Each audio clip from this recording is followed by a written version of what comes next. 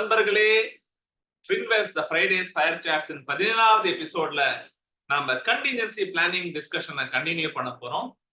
போன வாரம் நம்ம கண்டிஞ்சன்சி பிளானிங் எதுக்காக ரொம்ப முக்கியம் அண்ட் கண்டிஞ்சன்சினா என்ன அப்படின்னு நம்ம பார்த்திருந்தோம்.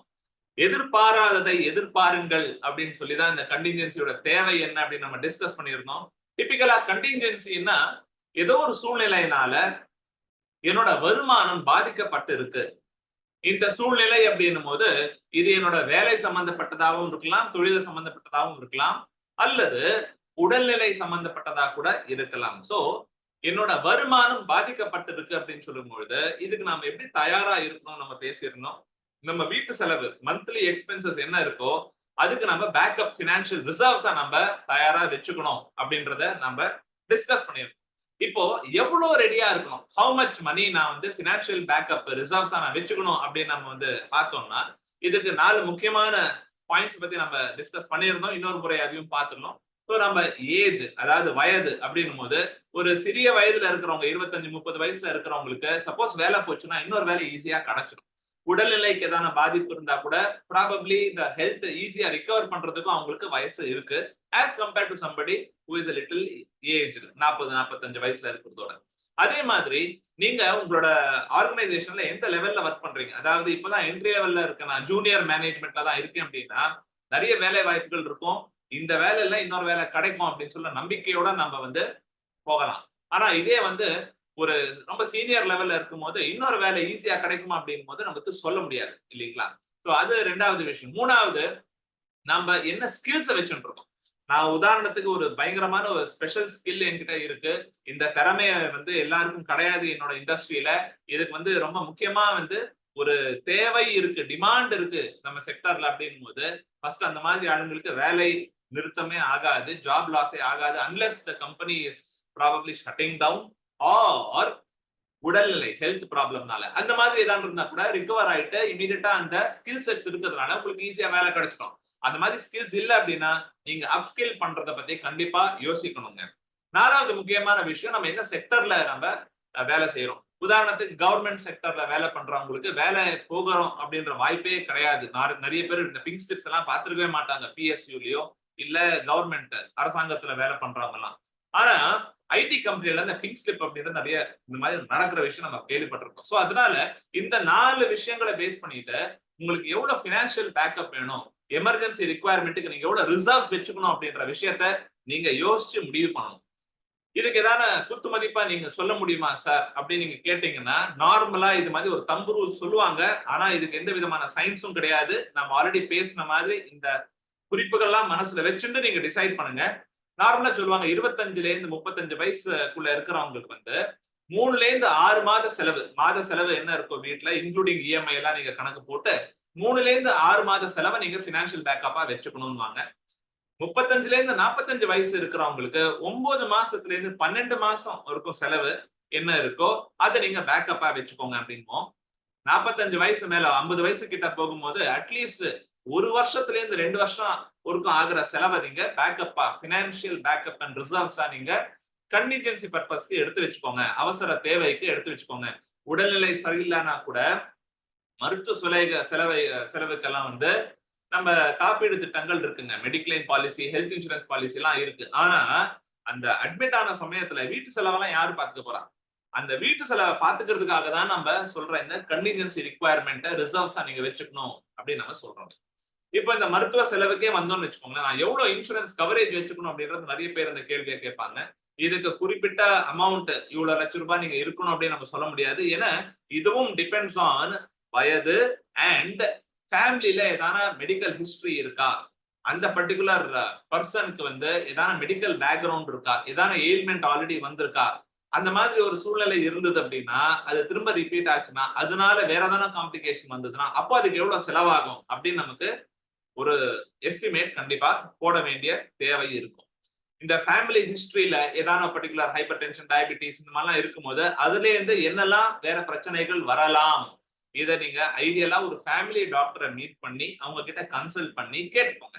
நீங்க எந்த ஏரியால இருக்கீங்க, உங்க வீடு பக்கத்துல எந்த அவசரமா ஏதாவது ஒரு எமர்ஜென்சி சிச்சுவேஷன்ல அட்மிட் ஆகணும்னா எந்த ஹாஸ்பிட்டல் போவோம், அங்க எந்த மாதிரியான செலவாகிற வாய்ப்பு இருக்கு, அது வந்து மெடிக்கல் இன்சூரன்ஸ் கவரேஜ்ல நெட்வொர்க் ஹாஸ்பிட்டல்ஸ் லிஸ்ட் கொடுத்திருப்பாங்க. அந்த லிஸ்ட்ல அந்த ஹாஸ்பிட்டல்ஸ் எல்லாம் இருக்கா அப்படின்னு உங்களுக்கும் தெரியணும், உங்க வீட்டுல இருக்கிறவங்களுக்கும் தெரியணும். ஏன்னா எனக்கு எமர்ஜென்சினா எங்க வீட்டுல இருக்கவங்க தான் என்ன ஹாஸ்பிட்டல் கூட்டிட்டு போறாங்க. சோ அது நெட்வொர்க் ஹாஸ்பிட்டல் லிஸ்ட் எல்லாம் இருக்கா இல்லையா அப்படின்றத நீங்க கண்டிப்பா தெரிஞ்சுக்கணும். இதன் அடிப்படையில அடிக்வெட்டா மெடிக்கல் இன்சூரன்ஸ் கவரேஜ் இருக்கா இல்லையா அப்படின்ற யோசிச்சுட்டு உங்களோட இன்சூரன்ஸ் ஆலோசகர் கிட்ட நீங்க பேசுங்க, இன்சூரன்ஸ் அட்வைசர் கிட்ட கேட்டுட்டு சப்போஸ் ரொம்ப கம்மியா இருக்கு நீங்க ஃபீல் பண்ணீங்கன்னா it is time to increase the coverage. கண்டிப்பா நீங்க உங்களோட பாலிசிக்கு எக்ஸ்ட்ராவா சம் அஷ்யூர்ட ஏத்திக்கலாம், கொஞ்சம் பிரீமியம் அதிகமா கட்டாலும் பரவாயில்லை. பட் இந்த பேஸ் கவரை இன்க்ரீஸ் பண்றதோட சப்போஸ் ஆல்டர்னேட்டிவா சூப்பர் டாப் அப் பாலிசி எடுக்கிறதும் உங்களுக்கு பெட்டர் அப்படின்னு உங்களோட ஆலோசகர் சொன்னாருன்னா கண்டிப்பா அவங்க என்ன சொல்றாங்களோ அதை நீங்க தீவிரமா புரிஞ்சுட்டு அதுக்கப்புறமா அதை எக்ஸிக்யூட் பண்ணுங்க. இதை ஏன் எடுத்தா என்ன பெனிஃபிட் அப்படின்ற விஷயங்கள்லாம் கண்டிப்பா நீங்க வந்து டிஸ்கஸ் பண்ணிட்டு தெரிஞ்சு புரிஞ்சு அதுக்கப்புறமா go ahead in increasing your sum insured with respect to health insurance or your mediclaim policies boss. கம்பெனில கொடுக்குற கவரேஜ் கூட சில பேர் உங்களுக்கு ஆப்ஷன் கொடுப்பாங்க. கம்பெனில 5 lakhs கவரேஜ் கொடுக்குறோம், உங்களுக்கு வேணும்னா இன்னொரு 5 lakhsக்கு நீங்களே பிரீமியம் கட்டிட்டு இன்க்ரீஸ் பண்ணிக்கலாம்னு சொன்னா think about it. That route also might be suitable for you my dear friends. இப்போ மெடிக்கல் பத்தி பேசிட்டோம். இந்த கண்டிஜென்சி ரிசர்வ்ஸ் அப்படின்றத இந்த பினான்சியல் பேக்கப் பணத்தை எங்க சார் எடுத்து வைக்கணும் அப்படின்ற அடுத்த கேள்வி வரும். ப்ரிடாமினண்டா இதை 3 விதமா நம்ம பிரிக்கலாம். ஒன்னு உங்களோட சேவிங்ஸ் பேங்க் அக்கௌண்ட், ரெண்டாவது ஒரு பிக்ஸட் டெபாசிட்டா வச்சுக்கலாம், மூணாவது லிக்விட் ஃபண்ட்ஸ் அப்படின்னு மியூச்சுவல் ஃபண்ட்ஸ்ல இருக்கு, அங்க கூட நீங்க இதை பார்க் பண்ணலாம். இது மூணுமே எவ்வளவு வைக்கணும் அப்படின்னு பாத்தீங்கன்னா ஐடியலா சேவிங்ஸ் பேங்க் அக்கௌண்ட்ல நிறைய பேங்க் பேலன்ஸ் வச்சுக்கிறது நல்லது இல்ல அப்படின்னு சஜஸ்ட் பண்றேன். ஏன் நம்ம அப்படி சொல்றோம் அப்படின்னா சம்டைம்ஸ் பேங்க் பேலன்ஸ் ரொம்ப அதிகமா இருக்கு நம்ம பார்த்தோம்னா சில வாட்டி பரவாயில்ல கொஞ்சம் செலவு பண்ணலாமே, நோ ப்ராப்ளம், நெக்ஸ்ட் மந்த் பாத்துக்கலாம் அப்படின்னு சொல்லிட்டு மனசு வந்து டிசிப்ளின் இல்லாம கொஞ்சம் அதிகமா செலவு பண்ற வாய்ப்புகளும் இருக்கு. நம்ம கையில வந்து அந்த சிக்கனமா இருக்கணும் அப்படின்ற ஒரு குறிப்பு இல்லைன்னு வச்சுக்கோங்க, கையில ஓட்டா இருக்கு அப்படின்னுவாங்கல்ல சில பேர். சோ அந்த மாதிரி வாய்ப்புகள் இருந்ததுன்னா டோன்ட் கீப் டூ மச் மணி இந்த சேவிங்ஸ் பேங்க் அக்கௌண்ட்க்கு. ஒரு மாசம் செலவு மிஞ்சி போனா 2 மாசம் செலவு வரைக்கும் சேவிங்ஸ் பேங்க் அக்கௌண்ட்ல இருந்தா போதும். அதுல காசு வரணும் போகணும் அவ்வளவுதான். அதுக்கு மேல தேவையான பணத்தை நீங்க என்ன பண்ணலாம் அப்படின்னா பிக்ஸட் டெபாசிட்ல வச்சுக்கலாம், இல்ல நீங்க மியூச்சுவல் ஃபண்ட். என்ன மியூச்சுவல் ஃபண்ட் அப்படின்னு பாத்தீங்கன்னா அதுக்கு லிக்விட் ஃபண்ட்ஸ் அப்படின்னு நம்ம சொல்லுவோம். இன்னும் கொஞ்சம் டீடைலா நான் கூடிய சீக்கிரம் சொல்றேன். இதுல எவ்வளவு பிக்ஸட் டெபாசிட்ல எவ்வளவு மியூச்சுவல் ஃபண்ட்ல அப்படின்னு சொல்லிட்டு நீங்க டிசைட் பண்ணிக்கோங்க. அது depends on your comfort.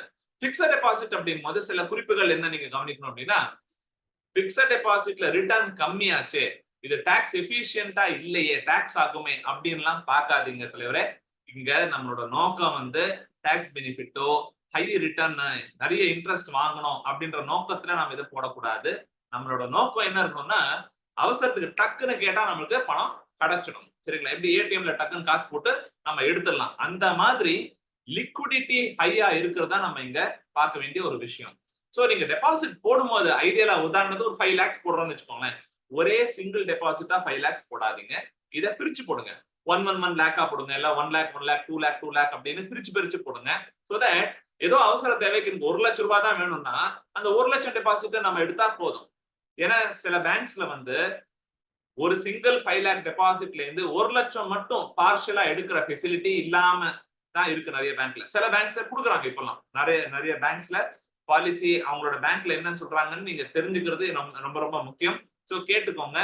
Partial withdrawal 5 லட்சம் டெபாசிட் இருந்து 1 லட்சம் மட்டும் எடுக்கணும்னா 1 lakh மட்டும் எடுக்கிறேன், மீதி 4 lakhs அப்படியே அன்டிஸ்டர்ப்டா கண்டினியூ ஆகணும், இன்ட்ரெஸ்ட் அந்த மாதிரி ஃபெசிலிட்டி இருக்கான்னு கேளுங்க. இல்ல அப்படின்னா பிரேக் பண்ணி போடுறதுதான் பெட்டர். டென்யூரும் அதே மாதிரி don't select everything for long tenure or short tenure. Mix and match பண்ணுங்க. 2-3 டெபாசிட்டா போடுறீங்களா, 1 இயருக்கு ஒன்னு 2 இயருக்கு ஒன்னு 3 இயருக்கு ஒன்னு போடுங்க. நமக்கு தெரியாதுல அவசர தேவைக்கு எப்போ நம்ம எடுக்க வேண்டியதா இருக்கும் அப்படின்னு நமக்கு தெரியாது. சோ அதனால இந்த மாதிரி எஃப்டிஸ் போடணும் அப்படின்னு நீங்க நினைச்சீங்கன்னா பிரிச்சு போடுங்க. இப்போலாம் ரீசெண்டா சில டெபாசிட்ஸ்ல ஒரு ஃபீச்சர் ஒன்னு கொடுக்குறாங்க, ப்ரீமெச்சூர் வித்டிராவல் ஃபெசிலிட்டி உங்களுக்கு வேணுமா வேணாமான்னு கேக்குறாங்க. எஸ்பெஷலி இங்க நாம பணம் போடுறது இந்த பர்பஸ்க்கு தான் போடுறோம், லிக்விடிட்டிக்காக போடுறோம். எனக்கு எப்போ அவசரத்துக்கு பணம் தேவைப்படும் எனக்கு தெரியாது.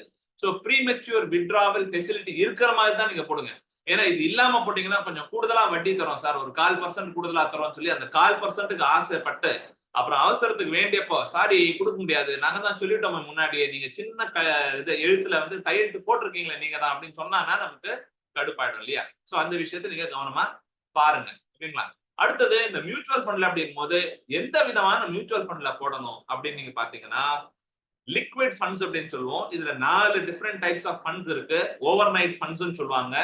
ஓவர் நைட் ஃபண்ட்ஸ் அப்படின்னா தே வில் இன்வெஸ்ட் இன் ஒரு நாள்ல 2 நாள்ல மெச்சூர் ஆகுற பேப்பர்ஸ் மாதிரி போடுவாங்க. டெட் பேப்பர்ஸ்ல போடுவாங்க. இந்த இந்த ஃபண்ட் எல்லாம் ரொம்ப சேஃபா இருக்கும். வாலட்டாலிட்டி ரிஸ்க் இருக்காது. ரொம்ப ஹை லிக்விடிட்டியா இருக்கும். இல்ல லிக்விட் ஃபண்ட்ஸ்னு கூட சொல்லுவாங்க. மணி மார்க்கெட் மியூச்சுவல் ஃபண்டும் அல்ட்ரா ஷார்ட் டியூரேஷன் ஃபண்ட் வந்து டிபிக்கலா 6 மாசம் மெச்சூரிட்டி லோ பேப்பர். அது வந்து ட்ரெஷரி பில்லா இருக்கலாம், இல்ல certificate of deposit, commercial papers அப்படின்லாம் இருக்குங்க. இது எல்லாமே டெட் மார்க்கெட்ல போட வேண்டிய ஒரு இன்ஸ்ட்ருமெண்ட்ஸா இருக்கும். இதுல வந்து வாலட்டாலிட்டி ரிஸ்க் மிக மிக மிக மிக குறைவா இருக்கும். என்ஏவி பெருசா பிளக்சுவேட் ஆகாது. அந்த விதத்துல இது ரொம்ப சேஃபா செக்யூரா இருக்கும். இது வந்து ரொம்ப ஹை லிக்விடிட்டி உள்ள ஒரு இன்ஸ்ட்ருமெண்ட். அதாவது இந்த பர்டிகுலர் டைப் ஆஃப் மியூச்சுவல் ஃபண்ட்ல நீங்க போட்டீங்க அப்படின்னா, உதாரணத்துக்கு மண்டே எனக்கு அவசரமா பணம் தேவைன்னு நான் நினைக்கிறேன். அந்த பிசினஸ் ஹவர்ஸ் மண்டே பிசினஸ் ஹவர்ஸ்க்குள்ள நீங்க ரிடம்ஷன் ரிக்வெஸ்ட் போட்டீங்கன்னா, டியூஸ்டே கார்த்தாலே நார்மலா 10 மணில இருந்து 12 மணிக்குள்ளேயே நம்ம அக்கௌண்ட்டுக்கு காசு வந்துரும். சோ ஒன் டேல பணம் எடுக்கிற வாய்ப்பு இருக்கு. எல்லாமே இதுல போடுங்கன்னு நான் சொல்ல வரல. You will have to mix and match. கொஞ்சம் அமௌண்ட் சேவிங்ஸ் அக்கௌண்டா வச்சுக்கோங்க. Balance in savings account, some money in deposit FD மாதிரி, some money in liquid funds போட்டு வச்சிருந்தீங்கன்னா மிக்ஸ் அண்ட் மேட்ச் பண்ணீங்கன்னா உங்களுக்கு it will be a good ideal mix. கொஞ்சம் cash வச்சுக்கிறது இம்பார்ட்டன்ட். சரிங்களா? இதெல்லாம் போக contingency reserves it's also important, the reserves part. It is also important to have adequate amount of limit in a credit card. So credit card ஏன் important? Credit card ஓட benefits என்ன? Credit cardனா எனக்கு பயமா இருக்கு அப்படின்னு சில பேர்லாம் சொல்றத நான் பார்த்திருக்கேன். இத பத்தி இன்னும் கொஞ்சம் டீப்பா நம்ம அடுத்த எபிசோட்ல நம்ம டிஸ்கஸ் பண்ணலாம். So till then contingency requirement உங்களுக்கு எதுக்காக important? எப்படி நான் வந்து எதிர்பாராததை எதிர்பார்த்து நம்ம வந்து ப்ரிப்பேர்டா இருக்கணும். ஓகேங்களா? இது எப்பவுமே நம்ம பிளானிங்ல எனக்கு ரொம்ப பிடிச்ச ஒரு வார்த்தை. இதை நான் எப்பவுமே சொல்லுவேன் என் கஸ்டமர்ஸ் கிட்ட, என் கிளைண்ட்ஸ் கிட்ட நான் சொல்றது என்ன அப்படின்னா, என்ன நடந்தாலும் நான் அதுக்கு தயாரா இருக்கணும். சரிங்களா? I should be financially prepared for a worst case scenario. Be financially prepared for a worst case scenario, but always mentally pray for the best case scenarios to happen in life. நல்லதே நடக்கணும் அப்படின்னு நம்ம வந்து ஆண்டவனை வேண்டிப்போம். ஆனா எது நடந்தாலும் நான் தயாரா இருக்கேன் அதை ஏற்றுக்கொள்றதுக்கு அப்படின்றதும் நீங்க வந்து தயாரா இருக்கணும். அந்த விதத்துல நாம அடுத்த எபிசோட்ல சந்திக்கும் வரை உங்களிடம் விடை பெறுவது சுபாஷ், உங்களின் நிதி ஆலோசகர், certified financial planar. Thank you. Jai Hind. நன்றி. வணக்கம்.